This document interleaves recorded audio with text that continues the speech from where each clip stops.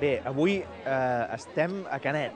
Això és Canet de Mar, per tant, comarca del Maresme, una població amb una gran tradició, concretament en aquest cas en el món tèxtil i en el gènere de punt. No?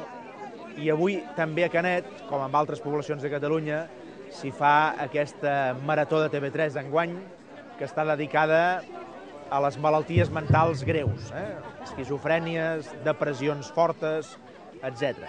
Tots plegats, poc o molt, són malalties que les podem arribar a conèixer, no? Perquè segurament hem tingut alguna persona propera, algun familiar, algun amic, algun parent, etc., que ho ha patit, això, no? Que ha patit alguna depressió. Són aquestes malalties que, a més, no es veuen perquè no et fa mal res directament, i en canvi hi són, no?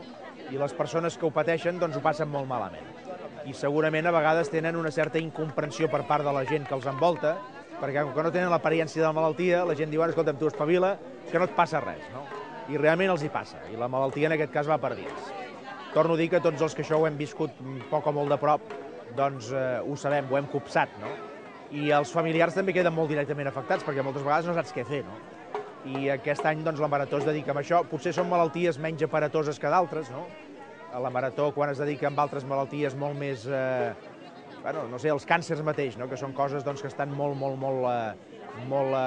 toca la fibra sensible de moltíssima gent, però aleshores tenen una mica més de ressò. Aquest any tenim també el repte de que aquesta també funcioni i que la gent també hi participi, perquè torno a dir que les malalties mentals, sobretot les malalties mentals greus, doncs són coses que afecten molt durament a les persones i també a les famílies que estan al seu voltant. Jo hi he volgut participar un any més, fa molts anys que hi participo, moltíssims.